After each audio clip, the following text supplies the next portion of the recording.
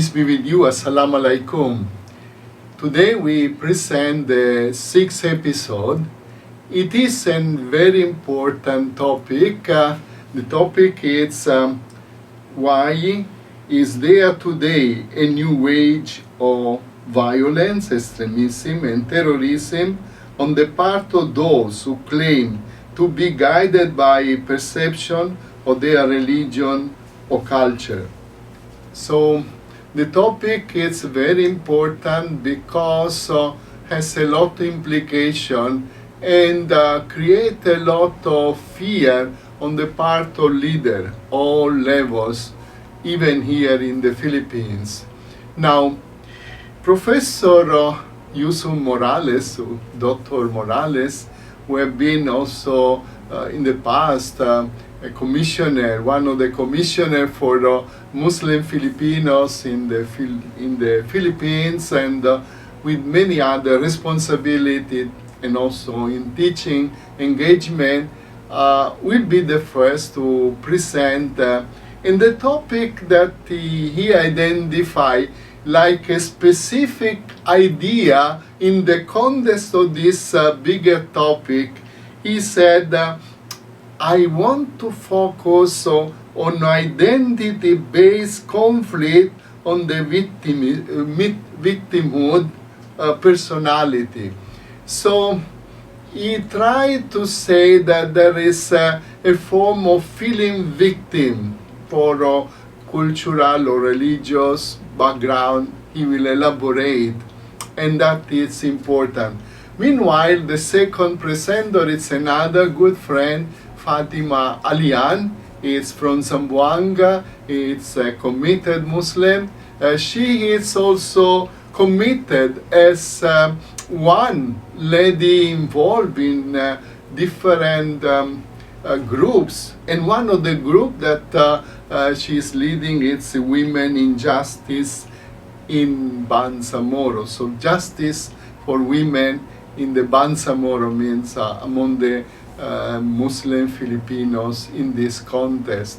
We listen to them, and at the end also Fatima give a specific message about a concrete situation of conflict is Marawi. She elaborate this point. We listen and we learn a lot from them.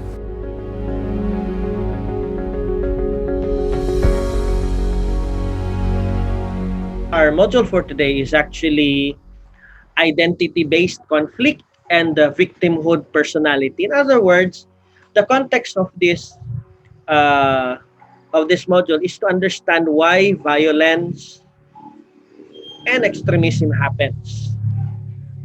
Although because we are using a dialogical construct in order to understand why this happens, so hence the title. Now, the context of this module is, why is there a new wave of violence and terrorism on the part of people who claim to be guided by perceptions of their religion or culture, which tries to put them to justify whatever they are doing to the detriment of the greater majority? So before we go on that discourse, we have to understand that humanity has evolved from different periods. And therefore, the discourse of their understanding of faith, humanity, spirituality, and dialogue also has evolved. So during the pre-colonial period, which is from the Stone Age to the Iron Age, it was primarily a time where people have still developed ideas, concepts on spirituality. It was the time wherein people still had to understand how revelation, how guidance from God was coming in, and they had to process it. And so it took time for them to understand what was happening. The second period, which we would say is the colonial age or the rise of the printing press, because what differentiated this age from the previous period is the creation of a machine that would fast replicate knowledge. The printing press made book preparation and publishing easier. And hence, as they say, the start of the modern era actually was not the steam engine. It was actually the creation of the printing press because it revolutionized the way knowledge was transmitted. In a way, it also gave more access to people from the different classes to understand knowledge. And therefore, the appreciation of differences became more profound in this period. The next period, of course, after the colonial age was the rise of the nation states, which when the steam engine was invented, it also created faster travel, it also created faster utilization of resources, it also created a scenario where colonized countries started asking for independence. So this opened a new level of dynamics in the human condition. It also created new dynamics on how conflict would happen and erupt. Um, this period ended with the creation of the atomic bomb of World War II. So from World War II, which was according to modern day sociologists is the modern period to the age of the internet area, wherein technology was the primary discourse in all issues. And it led, there was people who also who said that during the modern age, philosophy died because uh, it was the age where people put emphasis on scientific reason over faith. So, what was the implication? The implication was more conflicts happened because people paid lesser attention to spiritual guidance due to secularism. And the last period, which we call the postmodern age, is the period wherein we started coming in an age of globalization. The internet opened and revolutionized access to information and communication, and therefore people became more easily accessible to information, facts, as well as pseudo facts or falsehoods, or in the term used in Facebook, fake news. And this led to more conflict. The speed of conflict in this period has become faster because of the speed of information, whether factual or fake news, has generated response faster. With this, then we come into the discussion of the types of conflict that happen. Of course, in the earlier periods, from the pre-colonial period to the rise of nation states, most of the conflict was primarily resource-based because countries need to survive, so they had to conquer other countries, take the resources, make them colonies so that they continue getting resources from them. This, in a way, was the process where they justified why they needed to conquer other states. It was primarily because they needed resources to sustain their colonial empires, uh, Western countries primarily. During the time of the nation states, that is, during the rise of the nation states when the steam engine was created to World War II, nation states had conflicts over clash of interests or ideologies because once new countries were created, conflicts happened between them over boundaries. For example, in the case of India and Pakistan, when the partition happened, anyone who was found on the opposite of the partition and who did not belong to one particular cultural affiliation or identity or religion was subject to persecution. The second is clash of interests, which we can still use the case of India and Pakistan over Kashmir, because Kashmir is a resource laden area. Pakistan and India fought over it. The third cause of conflict among nation state actually is ideology or politics. This can be more discussed in the context of the Cold War, where Russia, the USSR fought with the United States, and their conflict was primarily based on the battle between communism and capitalism, or socialism versus democracy. And as a result of this, nation states had to take positions, whether they had to ally with the US or where they had to ally with the USSR. Post the nation state period, uh, which is the age of modernity and post-modernity, conflicts started rising no longer on the basis of shared interests, resources, or politics, but primarily on identity-based conflicts. What is the context of identity-based conflicts? This may be conflicts caused by race, such as the Aryan, the white supremacist racist groups, or faith-based, such as the Aum Shinryo cult in Japan, which had tried to kill a lot of people who did not subscribe to the religious belief, or the uh,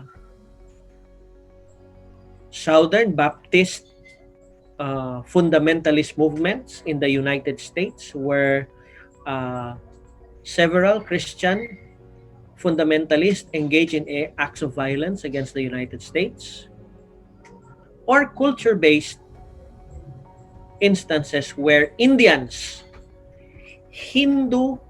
Indians, would engage in acts of violence against Muslim Indians, because thinking that Indian culture is Hindu culture and that Muslim culture is not Indian, and such a conflict happens.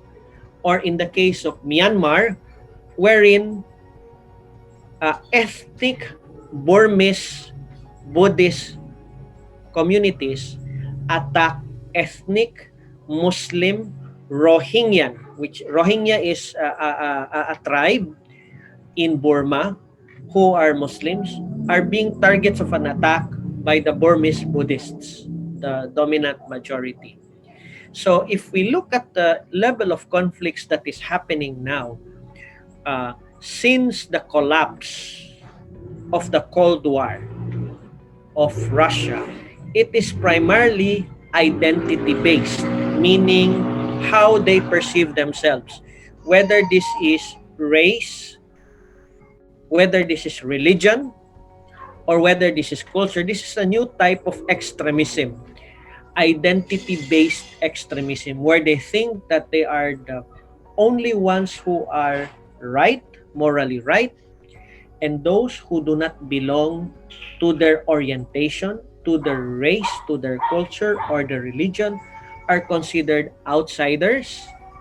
And in the words of Adolf Hitler, Unterschuben, the subhumans, and therefore can be attacked, can be subjected to violence. In the language of ISIS, they are kafirs, and therefore they should be subjected uh, to violence. Those who do not agree with us are infidels and therefore should be attacked and destroyed. So this is the context of conflicts right now in the world, identity-based conflicts. Now, why did identity-based conflicts happen? Because of globalization. If we understand in the previous model, we talked about globalization where boundaries were destroyed, lines were shattered, and we have become part of a universal community where everyone seems to be part of one whole big family. Now, for identity based conflicts, the primary thing that drives them is they are afraid of foreign or alien ideas to them. They do not want anything that is different from them.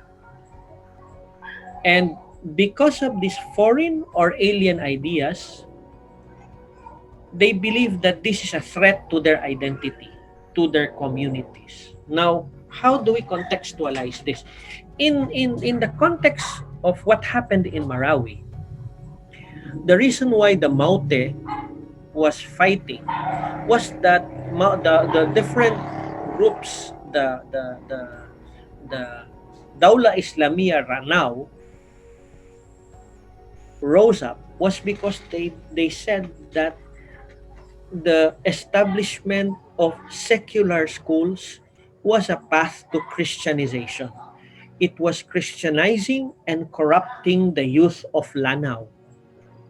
And as a result, they had to fight it in the fear that globalization and the entry of foreign ideas coming into a community.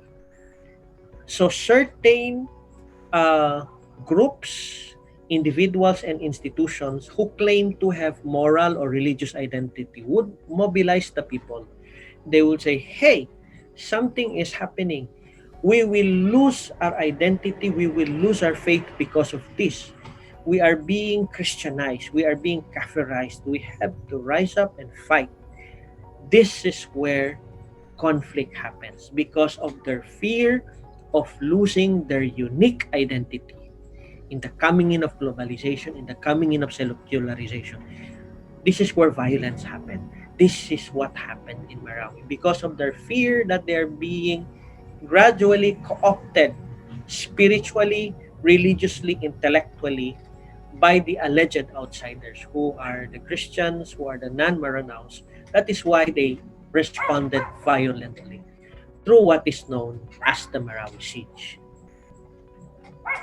Now, uh, I'd like to highlight that the violence, the extremism that happens, the conflict that happens right now is not merely religious in nature. There are practically four types of conflict that is happening that is identity based right now.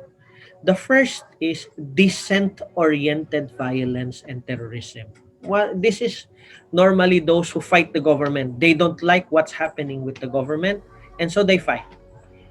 This normally happens in some countries where there are those who were formerly part of the government or they are part of the government and they don't like what's happening and they initiate what is known as a coup d'etat.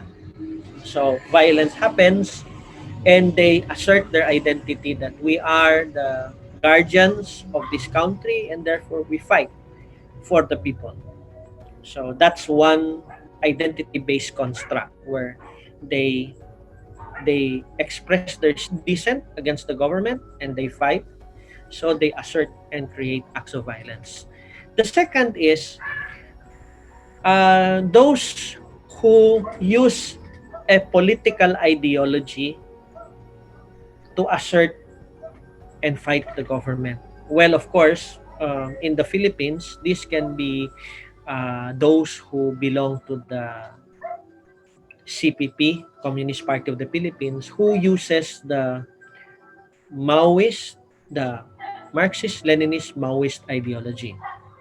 And those who belong to right-wing groups, such as those who followed the Magdalo group initially when they were fighting the government. But now, since they engage in peace talks with the government, then therefore they're already part of it and it's already done. And the third category is religiously inspired violence, which we have discussed previously. Now, what is the context of religiously inspired violence? We have to understand that all religions preach love, peace, and understanding. However, all religions also express certain levels of violence and hate. Some small element, a minority in the sociology of religions. If you study the sociology of religions, it mentions that every faith tradition has the tendency to become violent and extreme. Uh, for those, there has been Christian extremists in the United States who says that if you look at the Bible, it mentions that Jesus, peace be upon him, said, I came here with the sword. I did not come here to make peace, but to make war. It's mentioned in the Bible. So they use this as a construct to engage in violence. But on the other hand, if you read the general corpus of works in the New Testament, it's all about love and understanding, loving God and loving your neighbor. Likewise, in the case of Islam, although the greater corpus of materials talks about peace, loving God, loving humanity, being the vice regent of God on earth, Khilafatul Ard, to take care of the earth, meaning being responsible.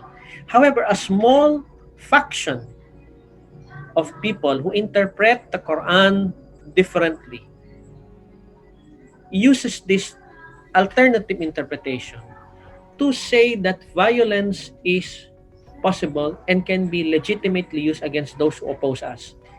Whether the opposition would be intellectually, academically, or physically, violence is justified. So, this is where the danger is because they think that they are morally and religiously right and they can harm other people because the other people are misguided. The last category is, of course, criminal terrorism because, as far as we know, uh, in order to conduct criminal activities successfully, they would have to employ violence. Like in the case of kidnapping, in the case of robbery, in the case of narcotics, they all require violence to survive. But they still are identity based conflict because in order to assert their identity as a criminal organization, they have to use violence. So, at the end, if you look at all of these types of conflict, they are all primarily identity based conflict, thinking that they are the only ones who are morally correct and those who oppose them are wrong.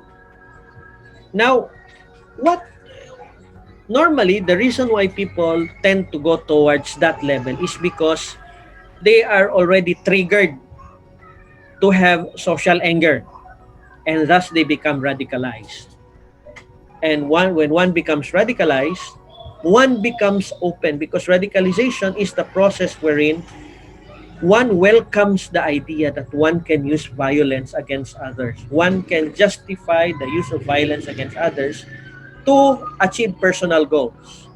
So, what are the pathways that push people towards this realization? Number one is personal. A person may have experienced being persecuted. A person has experienced uh, being humiliated by others.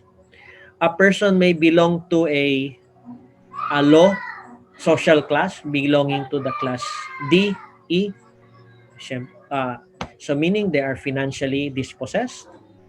And there is a possibility that if they engage in this, there would be financial benefits. That is why there are many poor people when when they are not given options, they immediately resort to violence. And when they have low self-esteem and they are searching for meaning. That's the first pathway that would push people. The second is, of course, collective, meaning the environment. Um, when you belong to a community or to a tribe, that is constantly being considered to be the other, being experiencing social isolation. Um, when your community has this mindset of the victimhood mentality, meaning in the case of the Muslims and the Lumads feel that they are being isolated and minoritized by the Christian majority. For the Muslims, for the Moros, they feel that they are being pushed aside and not given enough opportunities by Imperial Manila in their language. And so this creates a type of social hatred against institutions like the government, schools, and eventually they start developing anti-state, anti-institutional mentality. So they feel that they are a victim. The state creates circumstances to them for them to become a victim.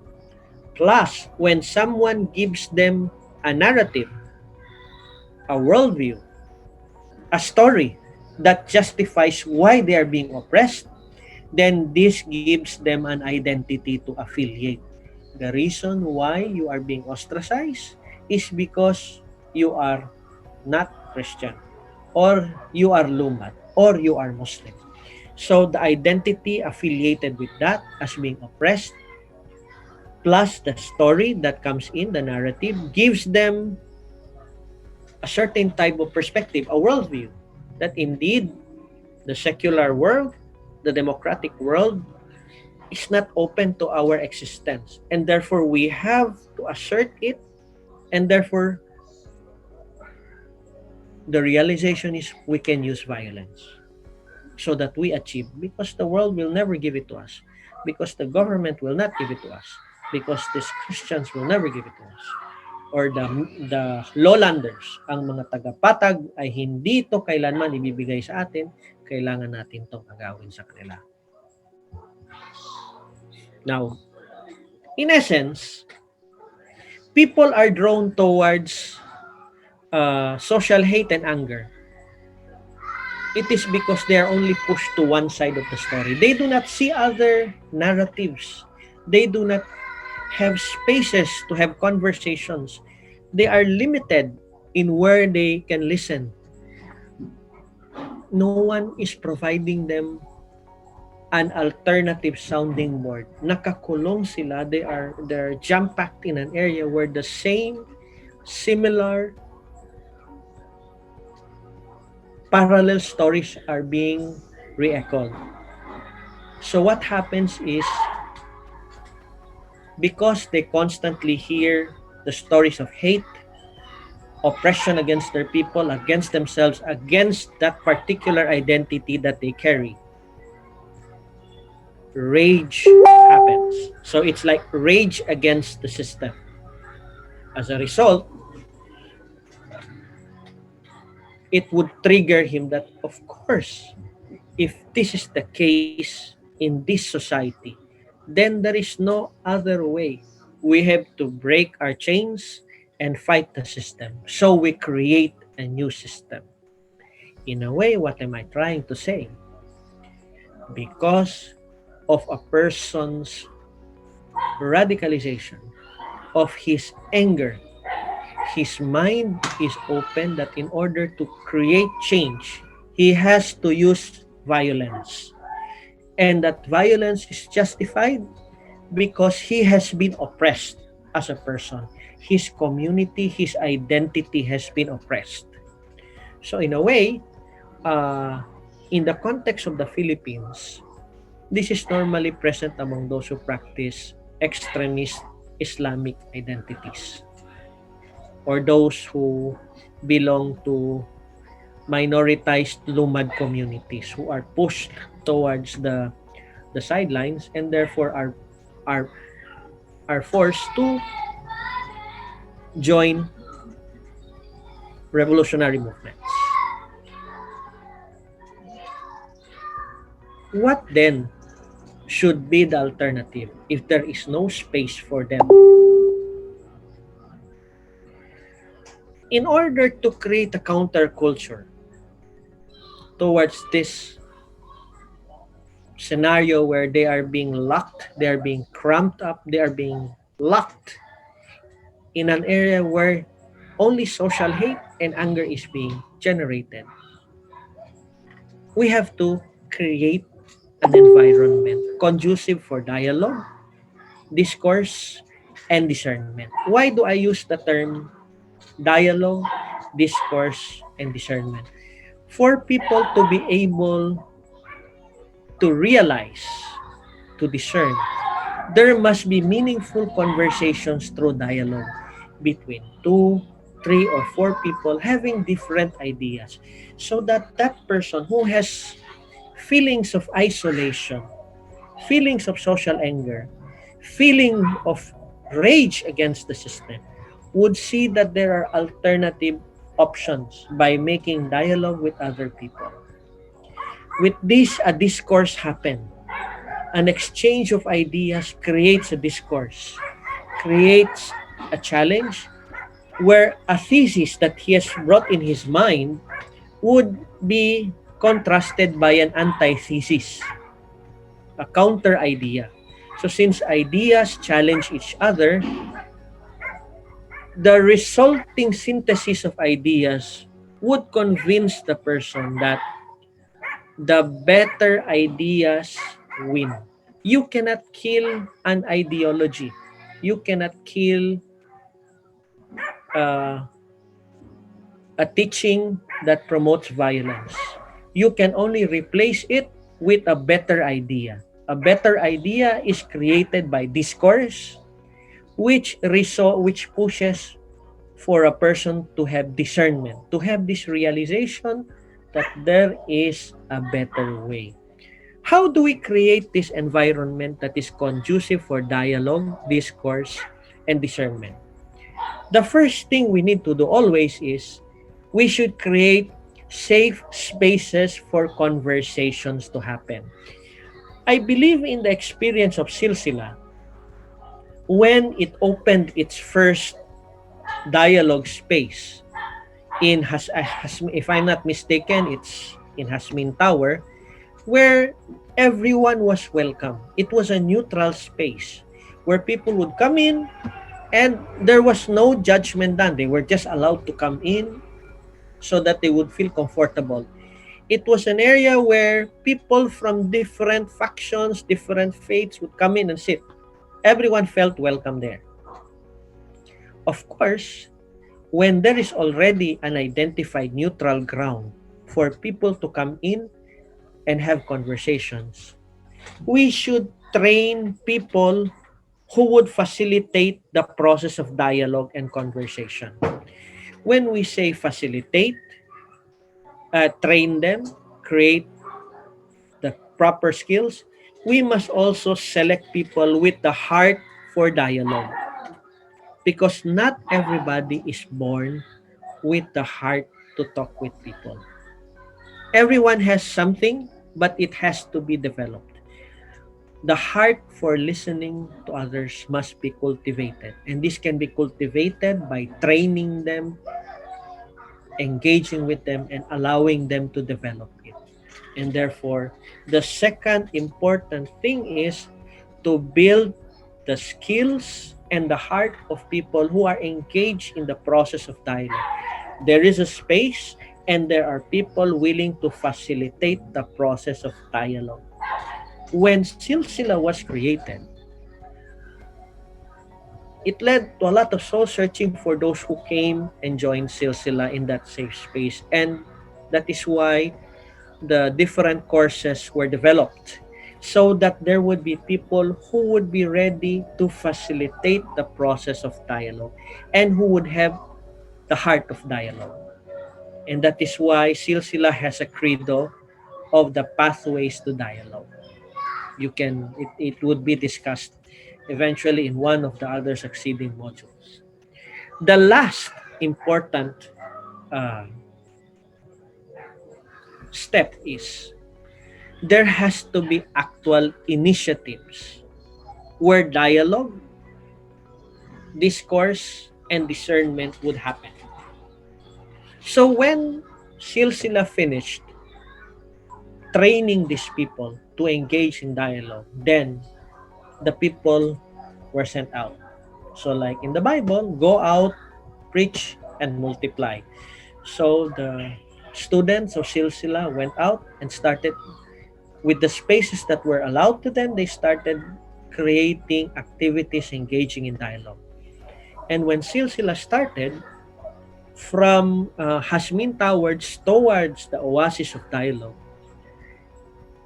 it engaged in a series of activities that welcome people to come in, to talk, to converse.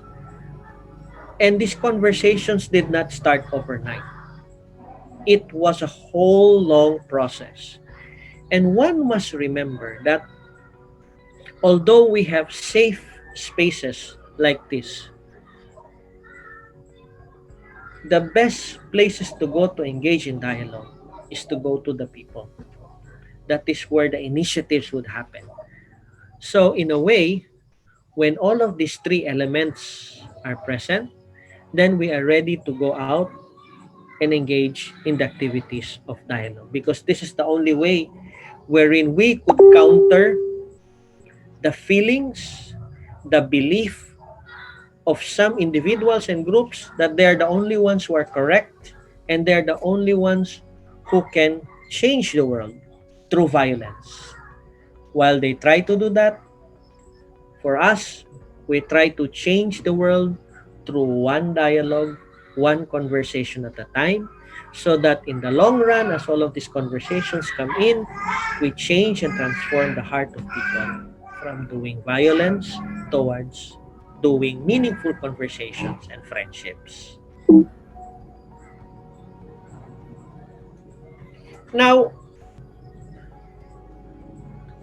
once we have started these initiatives in doing dialogue, we have to understand that while we do these things at the local level, we have to think global, meaning this may happen locally, but must happen in many places.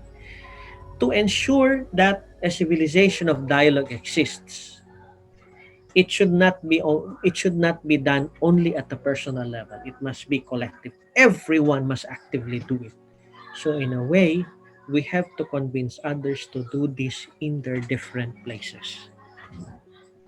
From oneself to one's family, to the community, and to the bigger whole.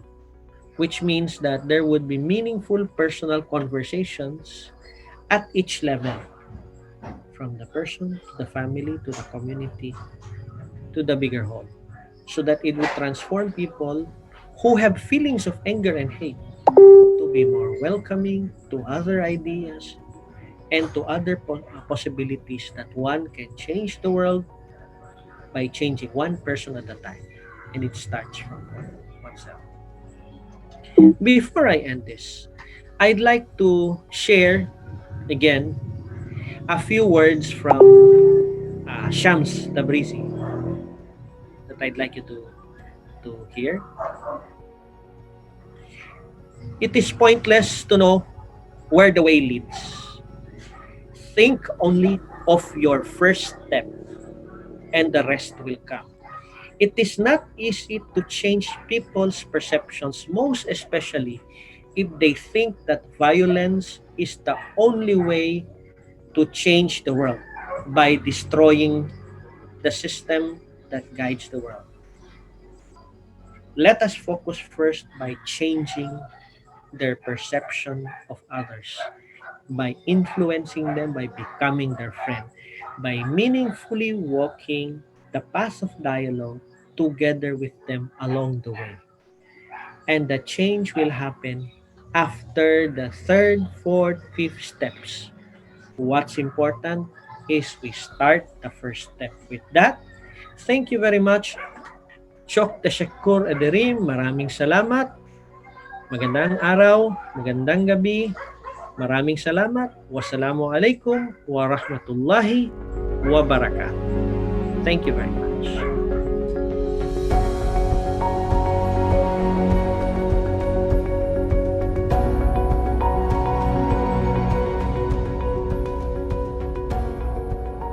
Assalamualaikum warahmatullahi taala wabarakatuh. Um, Good afternoon to everyone. My name is Fatima Pir, Tila Alyan, and friends call me Shalom. I am from Nisa Ulhak Fi Bangsamoro, or Women for Justice in the Bangsamoro. This is a small women's group based in Zamboanga City, working on women's rights issues and peace and development in the country. I am thankful that Silsila invited me. I think this is my second time to be part of the summer course. The first one was many years ago. Alhamdulillah, thank you so much for the kind invitation. And Silsila asked me what are my perspectives, my and the journey that I have been through in terms of peace work, and the perspective on why there there are new waves of what they call violent extremism in the country, and why do people claim to be guided, that perception that the religion or the culture is guiding them to do such. I think the first off, I am not really comfortable with the terminology of violent extremism and even terrorism. How these two concepts were developed seemingly identifies that of people who have Islamic background. Take note that way back during the 9/11, when that happened in America, the talks on terrorism came into the forefront of different countries in the West, and therefore they came up with policies that would ensure that this kind of activity, terroristic activities, would not happen again. And fast forward, in the context of the Bangsamoro, we have different types of conflicts in Mindanao, and Father Sebastiano de Ambra, for sure, has a lot of experiences in terms of conflicts in the country. But specifically looking at Marawi conflict and issues on later on, right? It progressed to some very few identified groups that claim to have connections with the Daesh community um, in Indonesia and in other parts as well. And then we have also different groups of people. Very recently in Holo, where we have 9 women and some of their children, allegedly according to the military, they were making IED bombs inside their home, with pregnant women and with the presence of the children. So I am not really comfortable with the labeling of either you call it violent extremism or terrorism. I think what we really need to do is to unpack these two labeling, and to really take a look at why there are activities that some very small minority groups of people who espouses violence in their country, or specifically in the Bangsamoro. I'm just looking at some of my notes, if you don't mind, and I will read some of them. We need to understand, though, that violent extremism is fueled by different factors. Some claim that it's fueled by the religious beliefs, others claim that it's culture. But taking a look at these two, religion and culture, in a multidimensional cause, meaning it is not solely about religion per se, if you look at what is happening in some parts of the world. But it really is about the political and the social structures that you have in different contexts that influences either tolerance or intolerance of this behavior. Um, in the Philippines, for example, if we look at those who claim that violent extremism is all about the religious causes, but if you really look at it, it has intolerance towards the Muslims or the Bangsamoro um, in the country, where we talk about why do people, very few, as I've said, why do some people engage in this kind of situation, in this kind of terrible acts, for instance? We have to go back to the root cause of all this and looking at the history again of the people. Remember that there were a lot of land conflicts in the area, and that there were a lot of people who were marginalized, hence the dispossession of their ancestral domains. There are still a lot of legitimate grievances and historical injustices done to these people.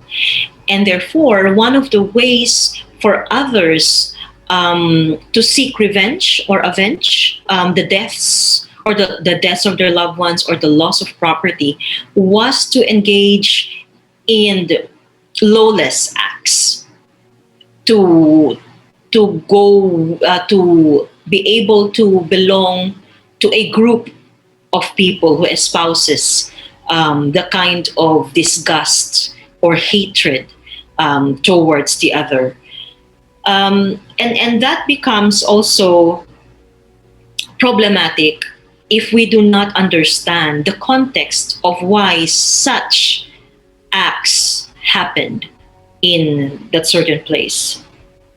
So again, as I've said, the marginalization and historical injustices, as well as the lack of social tolerance to other religions and culture, and the pervasive discrimination against certain groups of people, definitely there will be reactions and actions against this kind of doings by others.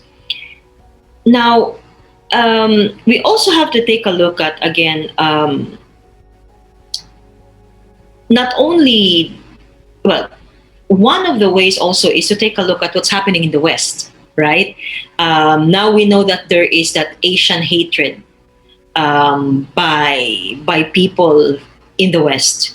Then you also talk about the white supremacists, because they feel that they will now become minority in Europe, for instance, because of the influx of the migration. So they need to protect that kind of space that they have, and the race that they believe is higher than the others, and therefore they do very radical actions against these certain groups of people, to a point of hurting and killing even other people. So there's that strong hatred towards those whom they think do not belong to their race, to their culture, to their faith, and therefore they should not be part of their own society. Um, so I think basically what we're saying is that in our context, we have to really understand where the hatred is coming from. Why do people feel that they are alienated in their own place? Why do they feel that they do not belong? Or why do they feel that, for instance, government do not respond to their needs, and therefore they engage in this kind of acts, whether it be, you call it violent extremism or terrorism for that matter? We have to understand the reason behind that, and also it's important to know that perhaps one of the things that is fueled, the fueling of hatred of these people against or towards the government, or an agency, or a group, is the kind of response also being developed by government or by a certain group? For instance, there is this very militaristic and very highly securitized approach in dealing with this kind of situation, and that makes it um, even more difficult for the other party to reach out and have a dialogue. And by doing so, you are closing actually the doors for engagement. And because you have this perception that you are a bad person, or these groups of people are bad people, do not engage with them. Let's do a militaristic and highly securitized approach because they are dangerous. But if you really tend to have a conversation with them, what do they usually say? The reason why I joined this group was because I lost my lands. My family was murdered by whoever. I lost a loved one. And it's not always about poverty. Poverty is the cause of something more um, more problematic in the lives of people, and that is historical injustices, legitimate grievances, marginalization of the people because their lands were dispossessed and their ancestral domains were lost. So you cannot also say that that was in the past. Let's forget about it. Let's heal together and let's start moving and let's start bridging the gap. But you also have to deal with the past, right? To be able to understand why such hatred, and to build the understanding, and hopefully inshallah the love with one another, is to actually go back to the root causes and try to understand and try to have very good communication. And as I've said earlier, that some people do cherry picking in terms of the holy texts, whether it be the Bible, whether it be the Buddhist scripture. Remember, in Myanmar, you also have issues there of Muslims being persecuted. And if you go to Kashmir, you also have their Muslims, and Gujarat, Muslims being persecuted, by the other groups. And whether you be on the Muslim side or on the Catholic, on the Christian side, or on the Buddhist side, or whatever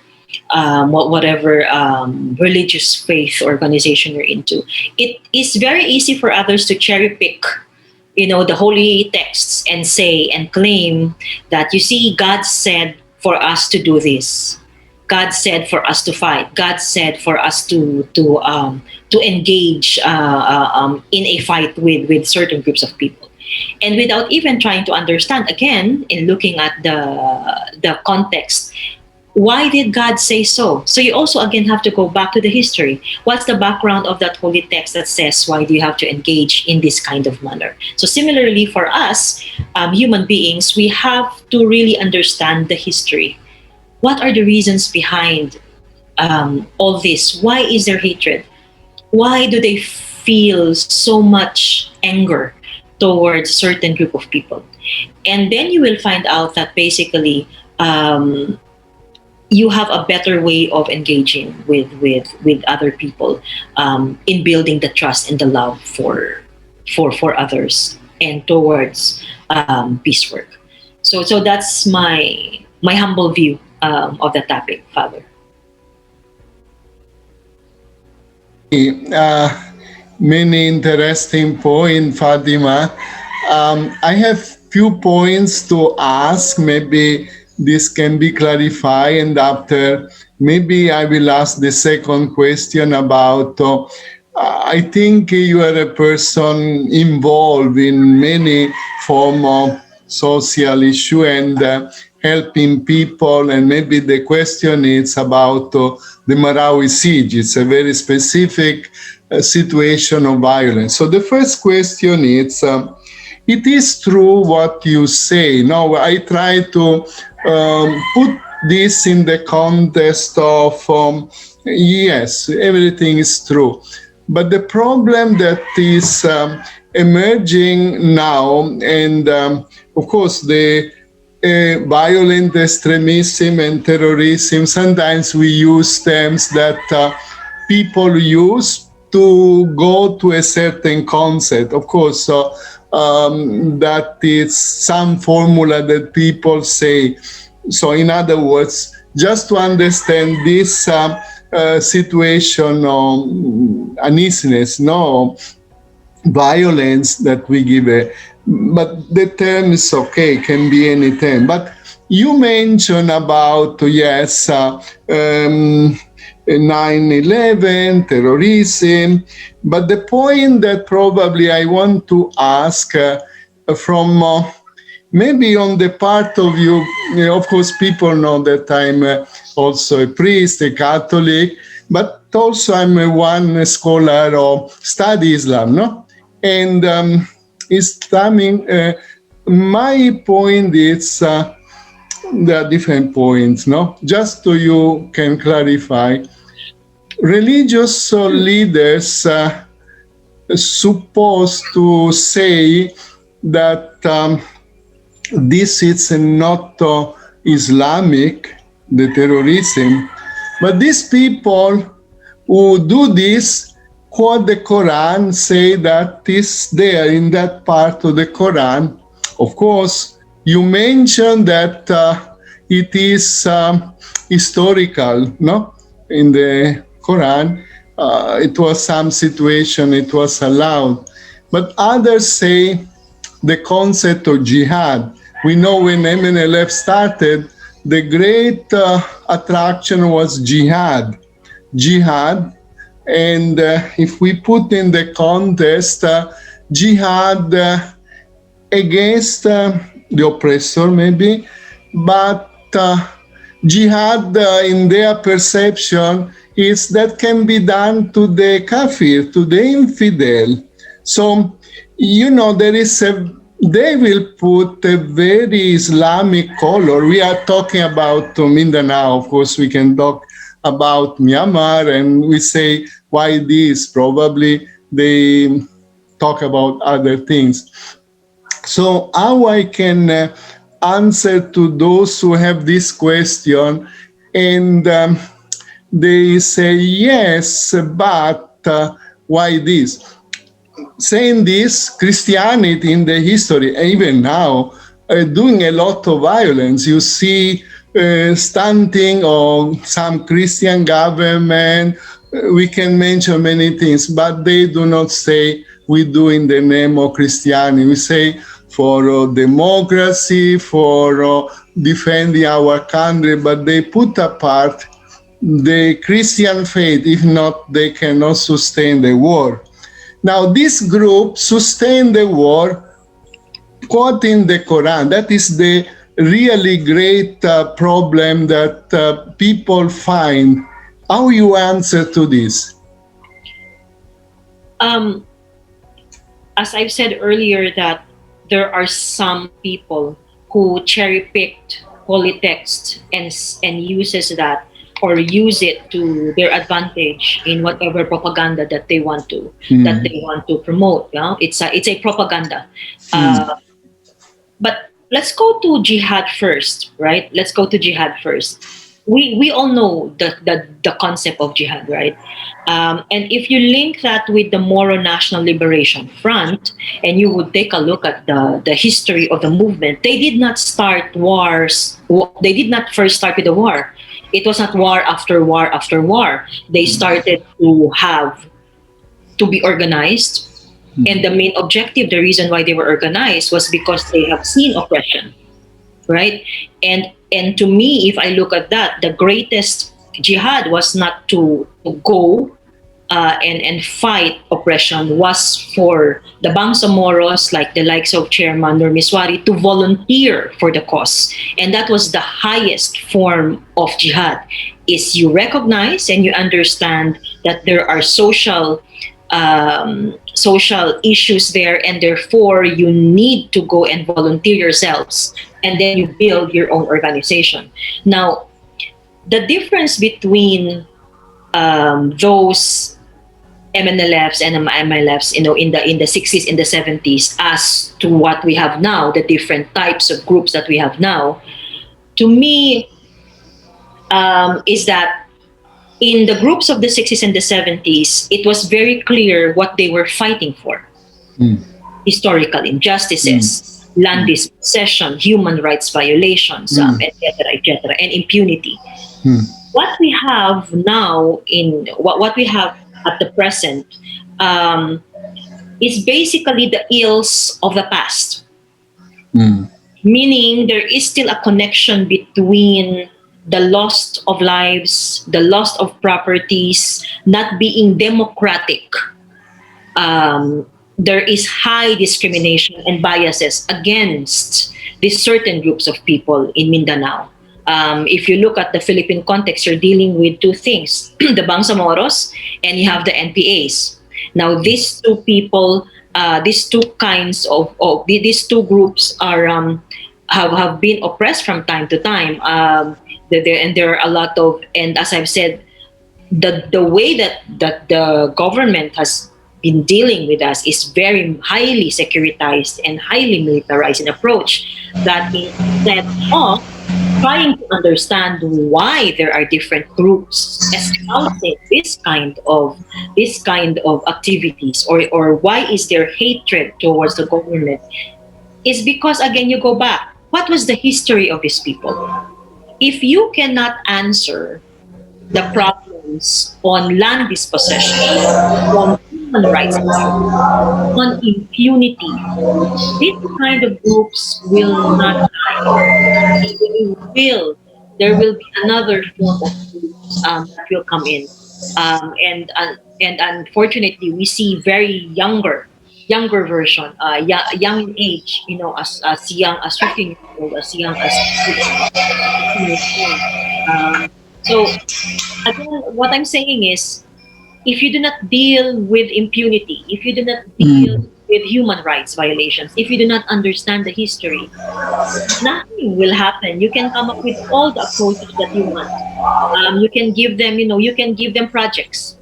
For instance, what's happening now, you give them projects, but to us, we feel like it's counterinsurgency, so that you can go inside the community, but you do not engage them in a way that is in the human rights approach. You engage them seemingly because you want to ensure that there is that certain control, because you want a certain behavior, that you want to tell the community, you should not do this. Otherwise, we're going to take this out of you. Mm. So, it's like a carrot. It's like a carrot stick. If you do not behave, then we will not help you. And so, therefore, for us to come with social services, Mm. because we say so. And the kind of perspective is very authoritarian, because we say so and we do not listen to you. So just like any relationship in a family, Father, how can you Mm. love Yes. when there is no middle ground Mm. for hearing us out and understanding? So Yes.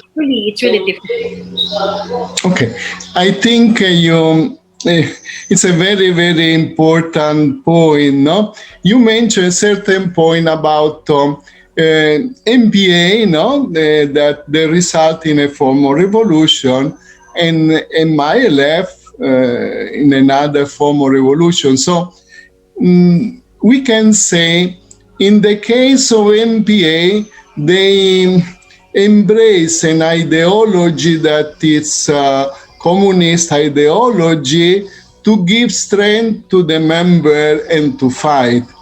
Um, in the case of MILF, embrace the religion in a form of ideology to justify their fighting, no? I don't know. At the end, because if we see this, my background. I've been with MNLF in terms of peace negotiator, and know all their. And I was really touched of these young people talking with them many times in the forest, etc. They are convinced to give their life for that ideology or the idea that have been put in their mind. And in some way, I respect and admire them. They give that life for a cause, no? So it's a really, I think, in the human history, in one of our I think part of this summer course in this lecture, we have another speaker that he say that it's part of the history of civilization. This happened also in the past. Now it's happening in this moment of the history in this kind of contest. No, so we know that it's quite complicated, and of course we admire the many person who do things for peace. Like, for instance, you know, not only because you are a friend, but you are doing many things in that line. So maybe we leave to the participants to make later on their question. Now, before we close, I like to see. I know that you have done so many good things, and you were quite involved in the Marawi rehabilitation. Means after what happened, you and your group have been there to help to rehabilitate, I think, not only in terms of money, but to rehabilitate the hope. Tell us about this experience. Of course, the experience of Marawi was painful in the line we know. I don't know if you want to say something why this happened and what we have done personally to help. Perhaps I'm not going to go to why did it happen. I will leave that to our Meranao friends. Okay, very good. The context, Very yeah. good. You are very diplomatic. Okay, now Meranao, but maybe what is more important, no matter how, you have done something, although you are not Maranao, to help, because there's no Maranao or Visaya when it's help, there is a heart. The heart go all around. So what you have done in that occasion? well, it's different groups of people, and I think we always say this to our Meranao families and friends in the area, that they are very lucky in a way. No, I'm one person who would always look at something positive, even in a very negative situation. There's always something positive, and I think, that's God's love and mercy to humankind. That despite the chaos, there's always a blessing in there, and we always tell them that it's a blessing that the people of Marawi is loved by so many. That the people of Marawi is loved by the Bangsamoro people. The Tausugs went there, the Yakans went there, the Magindanaoans went there. When I say went there, it was different groups of people who stayed in Marawi. We have, like myself, I'm a Tausug Sama, and I have friends who are from Maguindanao. We stayed for 7.5 or 8 months with them. And the reason why we stayed there was not out of pity. Yeah, it was not out of pity, but it was out of obligation as a Muslim and as a Bangsamoro, that you need to help your fellow Bangsamoros. And second of all is that we also have to take a look at the history of Marawi. Never in the past 50 years that Marawi has been shackled by war.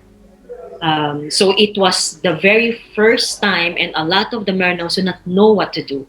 Now, can you imagine people like us, the Tausugs and the Samas and the Magindanaoans, for instance, are often than not have sporadic conflicts in the area. And yet, we still feel the fear and panic. And how much more for Marawi, who was basically did not have any bigger conflicts for the past 50 years. And all of a sudden, you see that their place There's no more Marawi. I mean, we've been there more than once. They call it the ground zero. You don't see any of their homes. You don't see any buildings anymore. But what you see are the shattered memories of people in the place.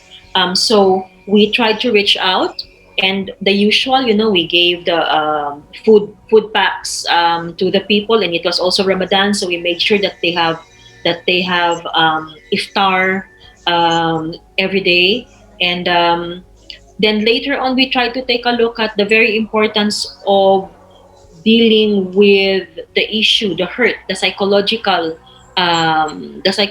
aspect of the women in particular. So we had psychosocial services together with other groups. Then we had capacity building, Father, because it's very important for the IDPs to understand and realize that they can do something about their plight, that they do not need other people to dictate upon them what to do, that with their own initiative, inshallah, that they can bridge better relationships with funders, with friends outside of their home or outside of Marawi, and that they can be helped. But they need to be empowered, and they need to understand and realize that for themselves. So we came up with different capacity building so that they would know how to fight human rights violations, for instance, by doing very good documentation and referring them to not only the government but also non-government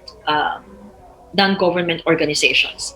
So those are the kind of things that we have been doing, and even up to now, we still have friends who would send us messages, and they would, and now it's not anymore like problem, but they would ask how we are, and that they would, and they are still very grateful with the kind of relationship that we have, because even though we're not there physically, but they know that any time of the day and night they can call us, and we immediately respond to their call. So I think also the most important is, if you do any work for that matter, be it in the peace work, the human rights work, I think it's important really to, because people are very intelligent, Father. They know if you are sincere or not. They know that. So when you go there, you should not be arrogant. When you go there with the kindness of your heart and a lot of patience. If you do not have the kindness of your heart and a lot of patience, I don't think you will be able to survive in a place where you know that the people there are hungry, and the people there are dying of thirst, and that there were a lot of their loved ones whom they lost. A lot have died. So when you go there without the love in your heart and without sabar, patience, you cannot take it. You might be traumatized, and instead of doing good, you might be doing more harm than good. So those were the things that we have done, Alhamdulillah. But let us not also forget, Father, that it's not only Marawi, but we also have existing conflicts in Maguindanao and in Sulu. These are two areas that have more active conflicts as compared to Marawi, and we should also take a look at those two provinces. They also need our help. Very good. So there is a lot of work to do.